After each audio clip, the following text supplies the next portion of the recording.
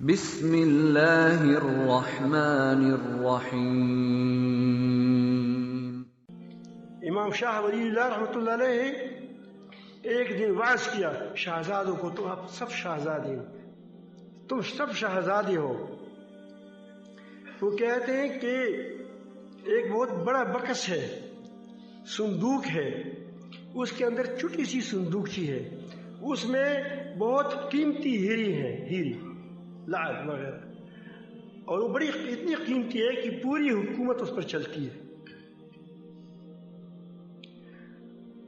اور دوسری طرف ایک اسی طرح ایک بلکہ اس سے بھی شاندار بکس ہے، اس کے اندر بھی چھوٹی صندوقچی ہے، اس میں بچوں کی پخانے کے کپڑے ہیں۔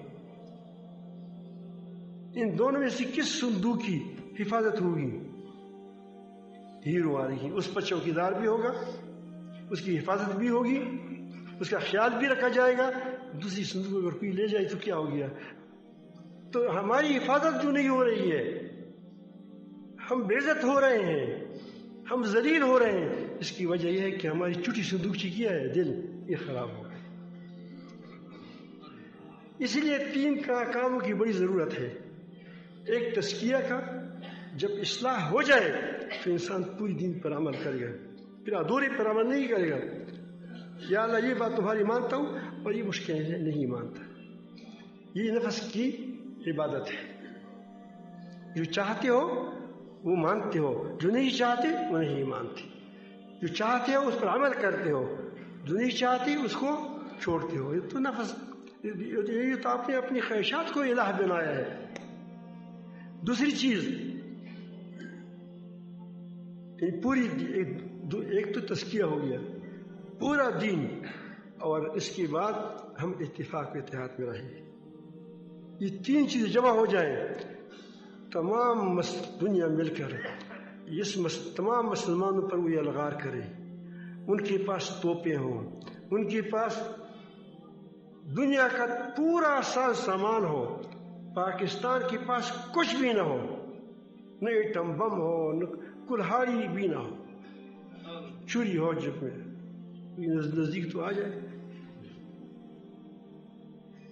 یاد رکھو کہ پوری دنیا مل جائے تم غالب ہوئیں گے۔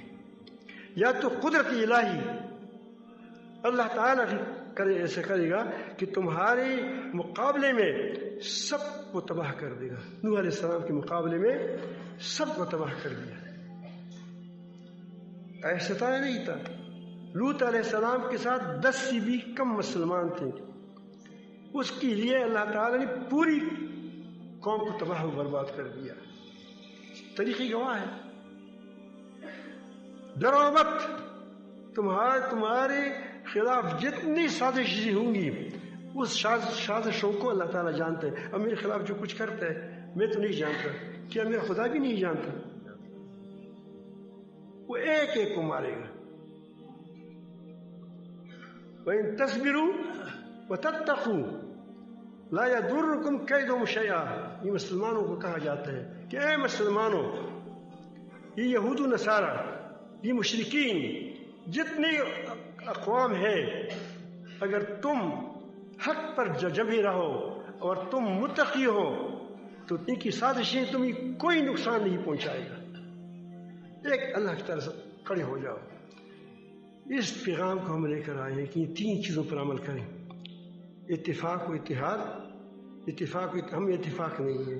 اتفاق کیوں نہیں ہے؟ کہ ہماری رسی ایک نہیں ہے۔ واعتصموا بحبل اللہ جميعا۔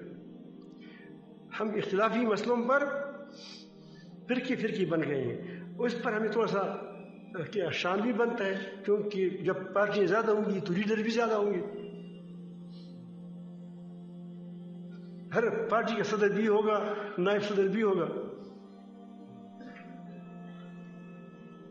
اب کون چاہتے ہیں کہ میں اپنی نیابت بھی چھوڑ دوں اور اپنی صدارت بھی چھوڑ دوں؟ سمجھ آئی بات؟ یہ شیطان کا کھیل ہے، یہ شیطان کی سازشیں ہوتی ہیں، ہمیں ٹکڑے ٹکڑے کرنے کے لیے ہمارے لیے تیاری ہو جاتی ہیں، لیکن کیا وہ تو تیاریاں کریں گے، ہم بھی اس کا ترنے والا بنیں گے؟ سوال یہ ہے۔ ہم بن سکتے ہیں. جو بنے گا اس کے اندر ضرور وہ لالچ ہوگی. کیا ہوگی؟ لالچ ہوگی.